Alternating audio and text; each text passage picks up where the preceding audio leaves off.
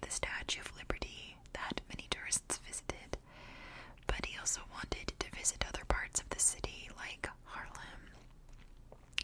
Harlem is a famous neighborhood where many black families have lived since the 1920s. The young man visited historic churches and the Apollo Theater. He heard Jesse Jackson, the civil rights leader, give a speech.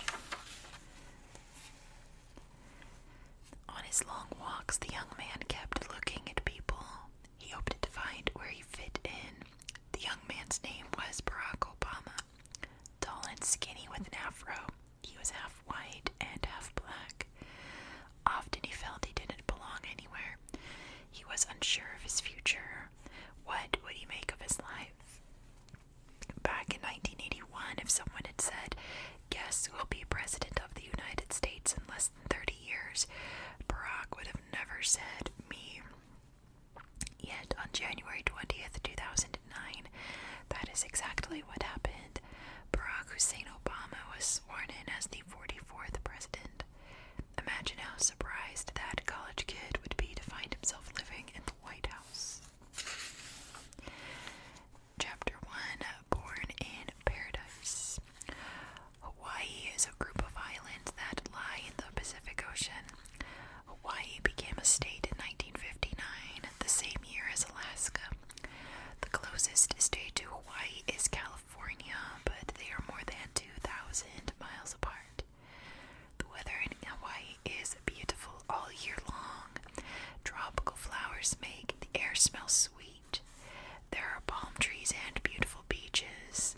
Even in the early morning, surfers are out riding the waves. They go surfing before school starts.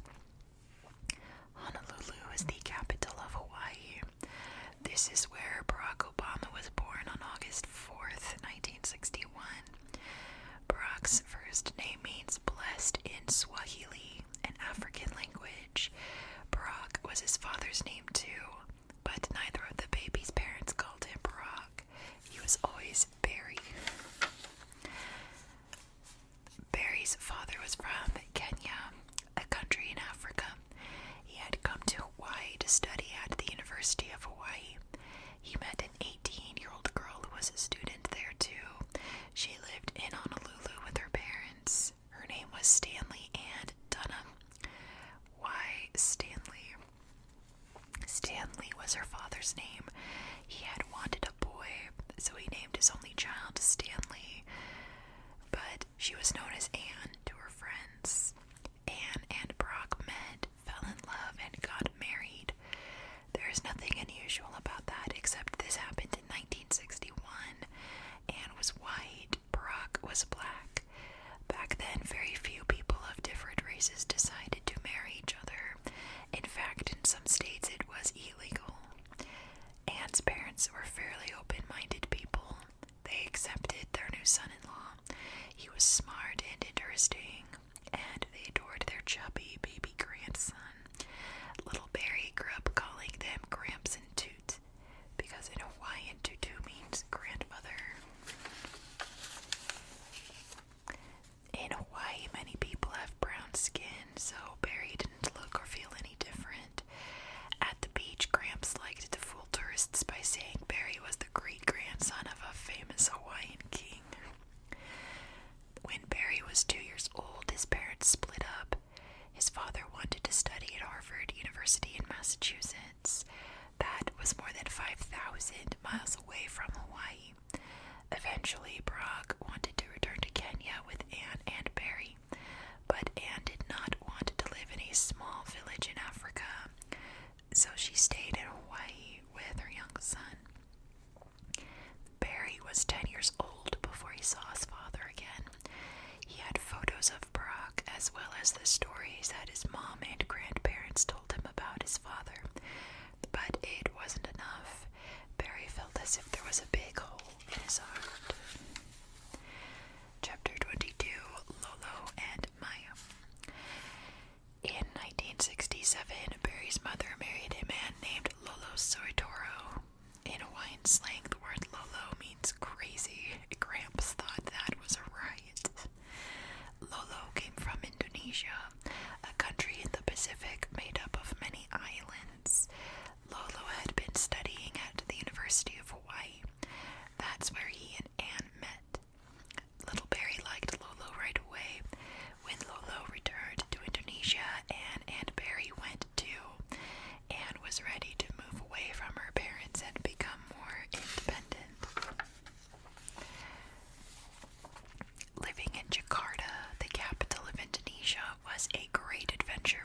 6-year-old boy.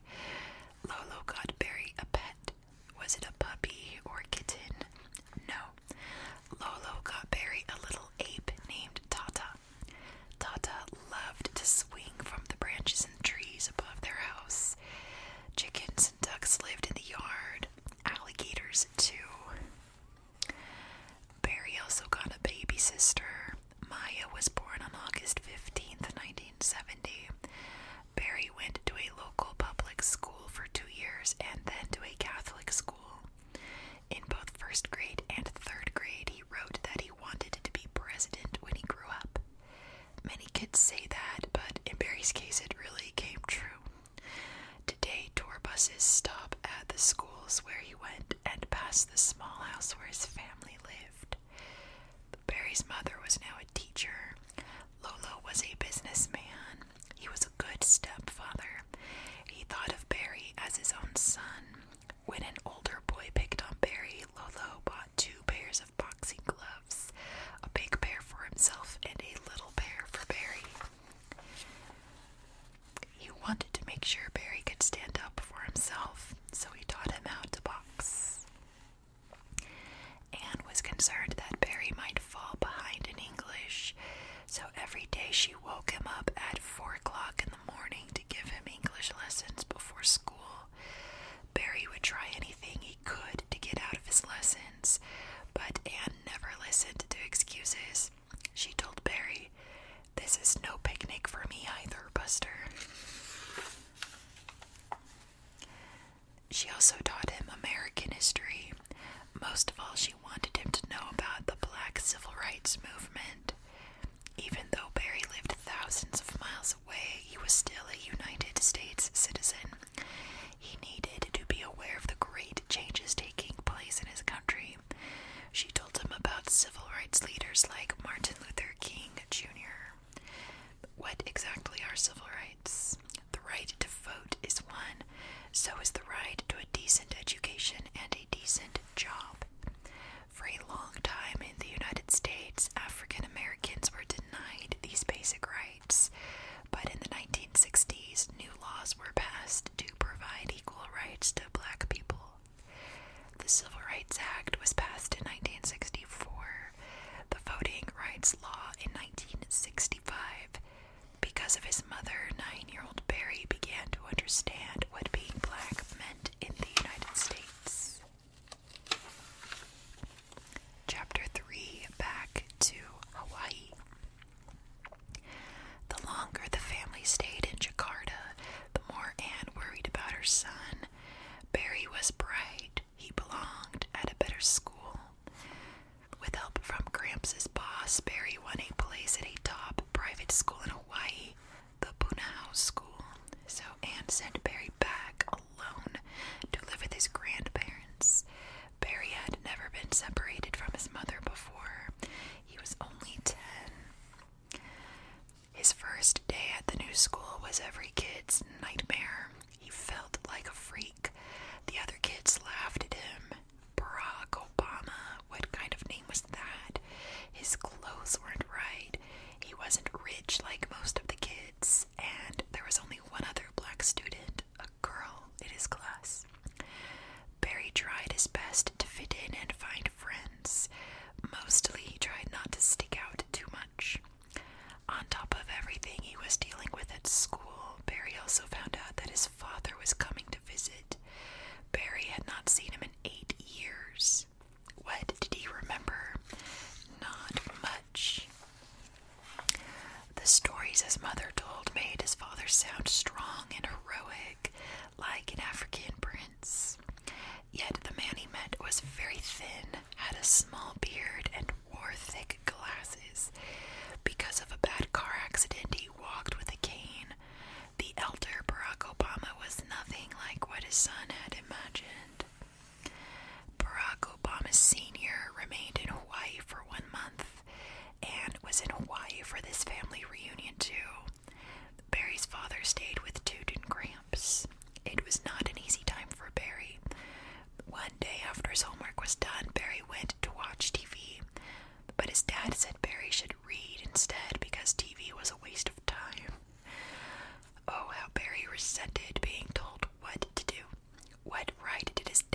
to suddenly show up and order him around.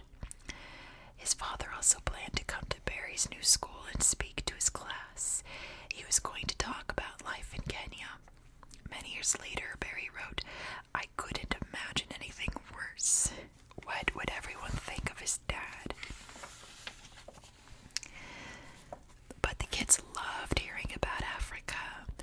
They were fascinated by the mud huts in his father's tiny village in Kenya, and they were amazed that in Kenya, animals like elephants, lions, buffalo, and hippos lived in the wild, not in zoos. At the end of Barack Sr.'s talk, everyone clapped. One boy told Barry that his dad was cool, but actually Barry didn't need to be told. He saw that for himself. After that day, Barry got along much better with his father. In the afternoons, they'd sit together and read. His father taught him how to dance in the African style. His dad had a limp, but he could still move. After their month together, Barack Sr. returned to Kenya. Barry did not know it at the time, but he would never see his father again. Look at him go. Chapter 4, Growing Up. By the time he was a teenager, Barry had settled into life at Punahou. Kids liked him and he was on the basketball team. That meant a lot to him, not just because it was fun to play a game at which he was good. Being a part of a group made him feel like he belonged. His nickname was Barry Obama because of his great jump shot. His mom was no longer married to Lolo, and she and Maya returned to Hawaii and found a small apartment and Barry moved into. After 3 years, Anne decided to move again back to Jakarta. Anne was studying for a PhD in anthropology. Anthropology is the study of different cultures. She needed to return to Indonesia to write about the life of rural women living there. She wanted Barry to go back to. There was a good American school now in Jakarta. But Barry said no. He wanted to stay in Hawaii, so he moved back in with Toot and Gramps. In June 1979, he graduated from Punahou. That fall, he started college at Occidental, a small co-ed school near Pasadena, California. For the first time in his life, Barry was living on the mainland of the United States. Barry had never worked very hard in high school. He was very smart, but he didn't push himself to be a top student. However, he did love to read. Like his mother, he was interested in American history, especially Black history. He read books by famous Black writers like Langston Hughes and Richard Wright. He also read about the life of Malcolm X. Most civil rights leaders like Martin Luther King Jr. wanted blacks and whites to live together as equals, not Malcolm X. He believed blacks would grow stronger by separating themselves from white people. As for Barry Obama, he was trying to figure out what made sense to him. At Oxy, the now unfortunate nickname for the college, Barry hung out with other Black students. They talked a lot about politics. He became interested in South Africa. In that country, Black people were kept completely apart from whites under a terrible system known as apartheid. And it wasn't until 1994 that South Africa held elections where people of all races could vote.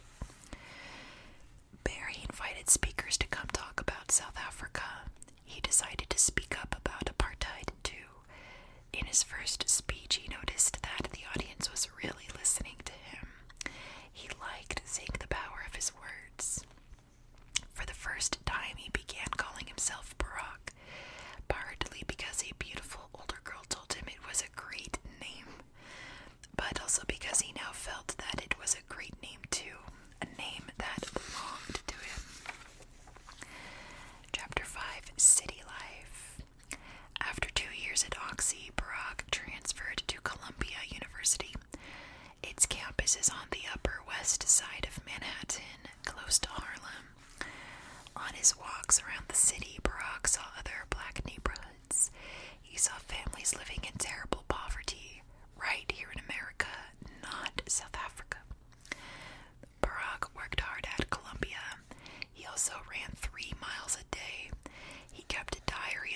thoughts and experiences. He was becoming a more serious, mature person. In the summer, Barack worked at a construction site. His mother and sister came to New York for a long visit. They'd spend evenings with Barack. A letter had come from Barack's father. For several years, the two had hardly kept in touch. However, in this letter, the elder Obama asked his son to visit him. Barack agreed to go to Kenya after graduation. It was a chance to get to know his father better. When Barack told Anne about his plans, she was thrilled. She hoped the two men could become close. But in 1982, 1 year before Barack graduated, Barack Obama Sr. died in a car accident. He was only 46 years old. Losing a parent is always hard, no matter how old a child is. The death of his father made Barack take life more seriously. He gave more thought to his future. What did he want to do after college? How could he make a difference in the world? He needed to make enough money to pay off student loans. But after that, he wanted to help Black communities. He hoped to make poor people's lives better. After graduating from Columbia, Barack moved to Chicago, Illinois. He became a community organizer. His job was to work directly with poor people to fix problems. What kinds of problems? Maybe a landlord in an apartment wasn't giving proper heat to tenants. Maybe gangs were making people afraid to leave their homes. Maybe a neighborhood needed a training program for people without jobs. One time a young mother came to see Barack. She lived in an apartment building that offered low rents for poor families. The building was not well kept. Worse, she worried that there might be asbestos in the walls of her apartment. If you don't know, asbestos was used to construct buildings until it was found to be harmful to our lungs. The landlord said tests had been done and there was no asbestos in the apartments. However, when the young woman asked to see the test results, no copy could be found. Barack organized a group that included the young woman and other mothers with small children. They went to the landlord's office and found that, indeed, no tests for asbestos had ever been done. The landlord was afraid that there would be newspaper stories about him, so he started tests that day. The result: there was asbestos, and the building got emergency cleanup money. It was satisfying to see change happen. However, the more time he spent in Chicago, the more Barack believed the best way to change the lives of the poor was through the law. Lawyers can bring cases to court. Lawyers get to know people in power. Lawyers can even work to pass new laws. To be a lawyer, Barack needed to go to law school, so he applied to Harvard Law School in Boston, Massachusetts. Harvard is one of the greatest law schools in the United States. Barack was accepted. It's hard. But before classes started in the fall, there was a trip he had to take. The trip had been on his mind for many years. That July, he flew to Kenya. In Africa, Barack would finally meet his father's family. Barack had many half-brothers and half-sisters. Now they would become more than simply names to him. Chapter 6, Coming Home. When Barack got off the plane in Kenya, his suitcase was lost. It wasn't a good start to the trip. But then something nice happened. The bag handler heard Barack's name and asked if he was related to the famous Dr. Barack Obama. Barack felt so proud. Kenya is a fairly big country, yet his father's name was well known and respected. The Obamas came from a small village called Kogelo in the western part of the country. Some people there still lived in huts. Barack stayed in the apartment of one of his half-sisters. Her name was Alma. Outside in her yard, monkeys played, but they weren't pets like Tata. These monkeys were free. Kenya was not like any place Barack had ever seen. In parks, works at the marketplace and in stores, most people were black. Yes, he'd see some white people, but only a small number. At last, Barack did not feel like an outsider. When he first met one of his aunts, she said, "Welcome home." There was a party for Barack. He met more relatives. Over the years, Barack's father had 4 wives, so there was lots of relatives. It turned out that his half-brother Bernard was as crazy about basketball as Barack was. Barack met his grandmother. Look at this party. She told him stories about his father that Barack's mother had no way of knowing. Granny described his father as a child, smart, restless, and eager to make the most of his life. In her backyard were the graves of both his father and grandfather. When Barack kneeled down to pay his respects, he cried. There are good kinds of crying and bad kinds of crying. This was the good kind. By the time he left 2 weeks later, Barack really felt as though he was part of the family. As for the people in Kenya, they too felt that Barack Obama was now part of their family. On Election Day 2008, American flags flew all across the country. When the news came that Obama had won, people poured out of their houses, singing, dancing, and waving posters of Obama. Barack's grandmother threw a big outdoor party for everyone in the village. There was a feast with beef, lamb, and goat, which is considered very special. A public holiday was declared for the whole country 2 days later. Although not born in Kenya, Barack Obama is thought of as a native son. Chapter 7. Michelle. Even among all the smart students at Harvard Law, Barack Obama stood out. At 27, he was older than the other students and more mature. In class, he wasn't only interested in answering questions, he liked listening to other people's opinions. It takes 3 years to earn a law degree. After his first year, Barack returned to Chicago for the summer. He was hired at a big law firm.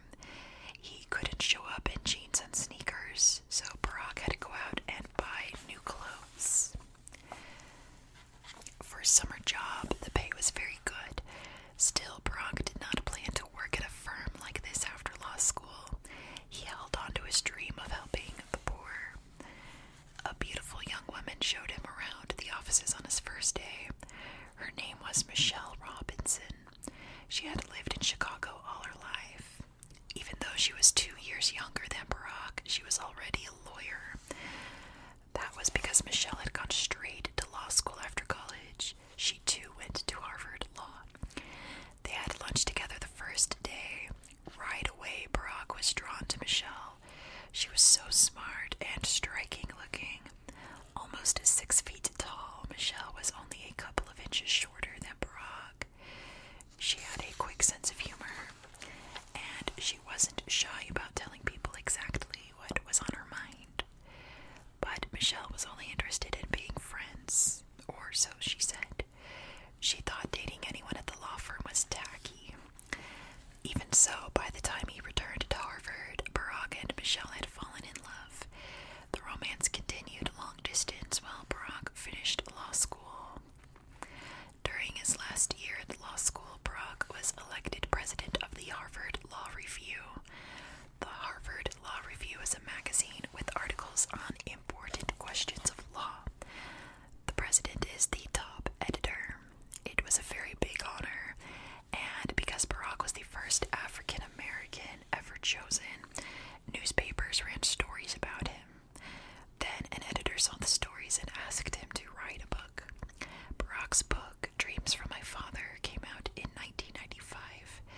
In it, Barack talks about growing up without a father and being raised by his white relatives.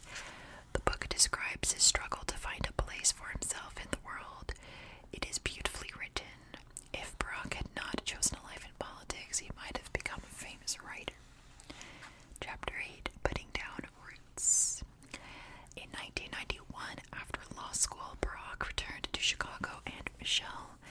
They were married the following year. He took a job at a law firm.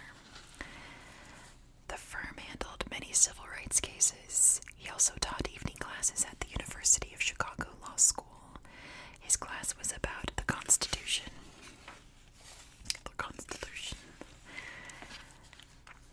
As Michelle's husband, Barack was now part of a strong, close family. The Robinsons had deep roots in Chicago. Michelle's parents still lived there, so did her older brother Craig. When Michelle was a child, her parents' idea of fun on a Saturday night was to stay home and play board games with their kids. Barack had always wanted to grow up in a family like that. His own family was going through a very difficult time. Gramps had died and his mother was suffering from cancer. She moved back to Hawaii to be near Toot and died on November 7th, 1995. Barack was not with her. To this day, he says that remains the biggest regret of his life. Why did he stay in Chicago? Because he had just begun his very first campaign for public office. Just as the United States Congress passes laws that affect the whole country, each state has a government that passes state laws. In 1995, Barack decided to run for one of the state's Senate seats in Illinois. Barack was a Democrat. He was running in an area where most voters were Democrats and also black. He won the election by many votes. Barack was 35 years old. It was the start of his political career. State governments work in the state capitals. The capital of Illinois is Springfield, a city about 175 miles from Chicago. As a state senator, Barack had to spend part of every week in Springfield. That meant being away from Michelle, whose job kept her in Chicago.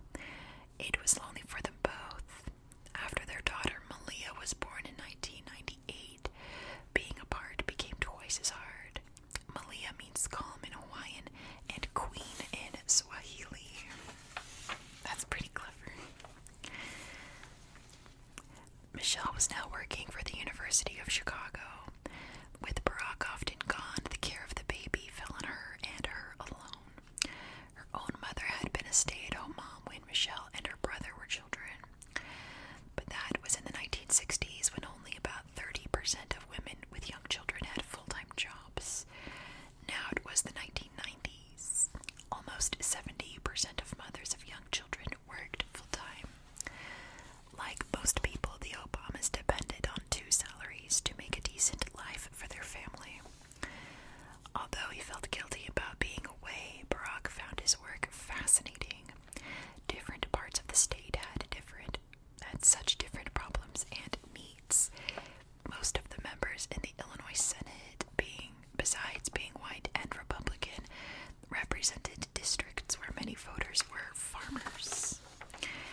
State senators from these areas might, for example, push for tax breaks on farmland. Barack, on the other hand, represented people who lived in a huge city. They needed more jobs, better housing, and safer neighborhoods. Barack really enjoyed the give and take of working in the Senate. He was good at reaching agreements and knowing when to compromise. He was able to get laws passed to help the people in his Chicago district. These included laws to create after-school programs, remove dangerous lead from homes, and limit how politicians raise money. Barack was ambitious and he was also impatient. He was in a hurry to get ahead. If he hadn't realized that before, he certainly knew it now. Staying in the state Senate forever was not his dream. He thought about running for mayor of Chicago, but instead he decided to run for a seat in the U.S. House of Representatives in 2000. The district was in Chicago, where most voters were black Democrats. However, the current congressman was a famous civil rights leader. Next to him, Barack seemed too young and too unknown. Barack lost, and lost big, by 30 percentage points. So he returned to work in Springfield. He remained a state senator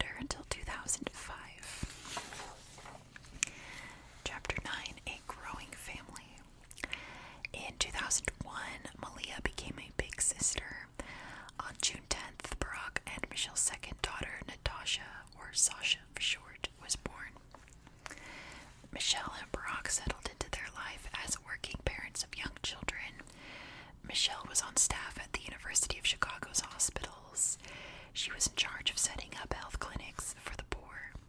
Her salary was much higher than Barack's. It helped to pay off their loans from law school. Barack remained in the Illinois Senate. He was so popular among voters that in the 2002 election, no one ran against him. Then, on September 11th, 2001, the world changed suddenly for the Obamas, just as it did for everyone in America. Terrorists flew planes into the World Trade Center in New York City and the Pentagon building in Washington, D.C. The terrorists belonged to a Muslim group called Al-Qaeda. In early 2002, the United States declared war in Afghanistan, where Osama bin Laden, the leader of Al-Qaeda, was thought to be hiding. A year later, the country went to war in Iraq. Once again, Barack started thinking about running for a higher office. At such an important time, he wanted to be in Washington, helping to decide the questions of the day. For example, the U.S. Congress had backed President George W. Bush in the decision to wage war against Iraq. The president claimed that Iraq had weapons that could destroy the United States. Barack Obama, however, was not convinced that these weapons existed, and it turned out that indeed they didn't. Barack thought finding Osama bin Laden was more important than starting a war in Iraq. Early on, he was one of the few politicians who spoke out against the war. Like all states, Illinois has 2 U.S. senators. One of them, a Republican named Peter Fitzgerald, decided not to run again in the 2004 election. Barack wanted to win his Senate seat very badly. He spent 2 years planning his campaign. Michelle was not eager for Barack to run. If Barack won, he would be working in Washington, D.C. Either the family would have to move or Barack would be away from home even more. Yet she backed her husband in pursuit of his dream. By the summer of 2004, it seemed very likely that Barack would win the Senate race. That same summer, both Republicans and Democrats were holding conventions to pick a candidate for president. The Democrats asked Barack Obama to give an important speech called the keynote speech at their convention in Boston. Usually someone famous is the keynote speaker, but Barack was chosen. He was a young, smart African-American and an outspoken critic of President Bush, because President Bush was running for a second term. Barack's speech was seen by millions of people across the country. He talked about his dreams for himself and his dreams for America. Only in America, he said, could a skinny kid with a funny name be running for senator. His hope was for all Americans, Republican, Democrat, white, black, old and young, to work together to make our country stronger and better. Overnight, Barack Obama became famous. Chapter 10, Bigger Dreams. That November, Barack Obama won the Senate election in Illinois. In more than 125 years, only 2 other African Americans had been elected to the U.S. Senate. Now at 43, he was also among the youngest senators ever. He took office on January 4th, 2005, with Michelle and both his daughters at his side. But his family was not going to move from Chicago to Washington. Michelle still worked for the University of Chicago hospitals. The girls, now 6 and 3, were busy with school and friends. Barack once again would live apart from his family for part of each week. In the Senate, the newer senators have far less power than longtime senators. Yet Barack quickly began working on the issues that had been important to him for so long: fair housing, affordable health care, and better schools. Other Democrats saw him as a young man with a great future ahead of him. Still, many people were surprised when only 2 years later, in February 2007, Barack Obama announced he was going to run for president. The next election would be on November 4th, 2008. Yes, Barack was smart and hardworking. Yes, he was a wonderful speaker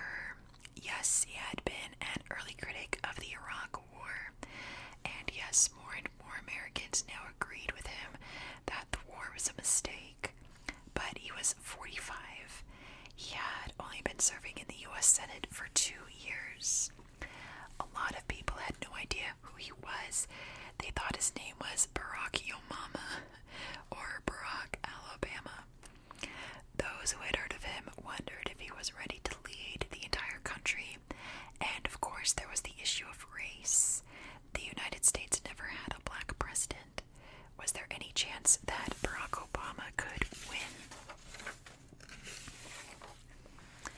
In 2007, no one was sure who would be the Republican candidate for president because George W. Bush could not run again because he'd already served 2 full terms. As for the Democrats, many thought Hillary Clinton would be their party's candidate. The wife of former President Bill Clinton, Hillary Clinton was a senator from New York. She was famous. Everyone knew who she was. She was also very smart and hardworking. Barack and Hillary agreed on most issues, but she had voted with President Bush to go to war in Iraq. The war was unpopular and kept dragging on year after year, and Hillary Clinton was a woman. Was the country ready for a female president? In the first 6 months of 2008, the two met in debates that were broadcast on TV. They went from state to state, giving speeches to get voters behind them. State contests, known as primaries and caucuses, began in January 2008. By early June, it was clear that Barack Obama had the support of more Democrats than Hillary Clinton. Barack accepted the nomination at the Democratic Convention in Denver. He spoke outdoors from Mile High Stadium to 80,000 people. He said, "Government cannot solve all our problems, but what it should do is that which we cannot do for ourselves, protect us from harm and provide every child with a decent education, keep our water clean and our toys safe, invest in new schools and new roads, and new science and technology." It was August 28th, 2008. The date is important. Why? Exactly 45 years earlier, Martin Luther King Jr. had given his famous "I Have a Dream" speech at a huge civil rights rally in Washington, D.C. Now the general election began. Barack's Republican opponent was John McCain, a longtime senator from Arizona. He was a Vietnam War hero who spent 5 years in a prisoner of war camp. At 72, McCain was one of the oldest men to run for president. As for the war in Iraq, he still believed there could be a victory. He was against many of the government programs that Barack wanted to fund. The two men and their running mates crisscrossed the country for several months. Some days Barack would speak at 3 or 4 rallies, each in a different state. He did take a couple of days off, however, to visit Toot. She was very sick. Sorry, my goodness. She was very sick, and Barack needed to see his grandmother one last time. He was not going to make the same mistake he had made with his mother. Over the summer, the sky-high prices of gasoline were on every voter's mind. Suddenly, that fall, the economy tanked. People could not afford to pay their mortgages. They were losing their homes. Banks no longer had money to give loans, so businesses closed. That meant people were out of jobs. The Republicans had been in power since 2001. Maybe it was time for a change. In fact, that was Barack Obama's motto: "Change we can believe in." On November 4th, 2008, 125 million Americans went to the polls. Sadly, Barack's grandmother was not one of them. She died only 2 days before the election. The news was in before midnight. Barack Obama would be the next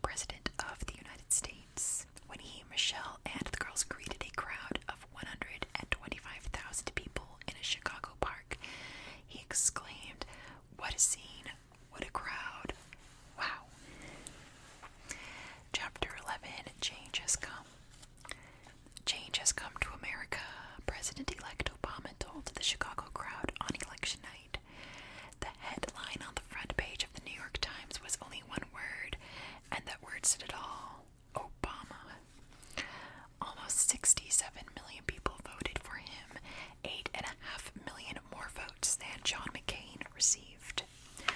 On January 20th, 2009, on the steps of the Capitol building, Barack Obama took the oath of office.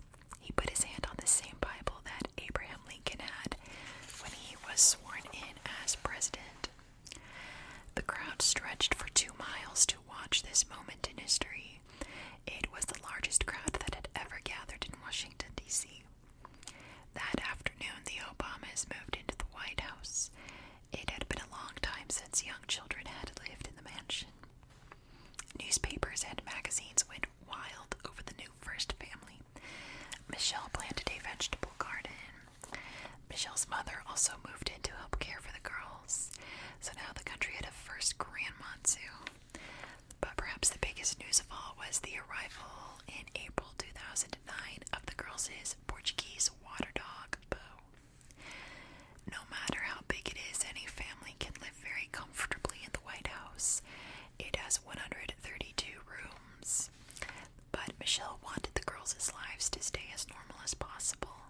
In fact, she told the staff not to make their beds or clean their rooms. That was their job. Barack Obama jumped into his job as president. He picked his cabinet, the men and women who advise him on how to run the government. One of the most important cabinet posts is Secretary of State. For that, Obama picked Hillary Clinton. She was now in charge of dealing with other countries, especially war-torn areas like Iraq and the Middle East. Barack Obama began his presidency at one of the most difficult times in the country's history. The economy was in danger of collapsing, and the United States was still at war in Iraq and in Afghanistan. Very quickly, Obama put forth plans to keep banks in business, to aid the auto industry, and to help people who were in danger of losing their homes. He also worked to pass a law that made healthcare affordable and available to all Americans. And by the end of 2011, he ended the war in Iraq. A president's days are long, the pressure is fierce, but Barack has stayed true to his nickname. No drama, Obama always appeared calm, even as he ordered a team of U.S. Navy SEALs to raid a compound in Pakistan where Osama bin Laden, the man who was behind the terrorist attacks of September 11th, was hiding. On the evening of May 1st, 2011, President Obama announced to the country that bin Laden had been killed. Despite many successes, Obama did not do everything he had hoped to. He told the American people he had more work to do, and he wanted their vote again in 2012. His Republican opponent was Mitt Romney, a businessman and the former governor of Massachusetts. On November 6, 2012, more than 62 million Americans voted to give Barack Obama 4 more years in the White House. In his victory speech, Barack Obama said, "We are an American family, and we rise or fall together as one nation and as one people." He told the crowd, "I returned to the White House more determined and more inspired than ever about the work there is to do and the future that lies ahead." And that is the end of the book. This book came out in, I want to say, 2013, 2014, so it kind of ends abruptly, but, you know, not a bad cutoff point at this time in history, to be honest. But that is the end for tonight. Thank you so much for watching. If you like this kind of content, fast whispers, biographies, things like that, please consider subscribing because I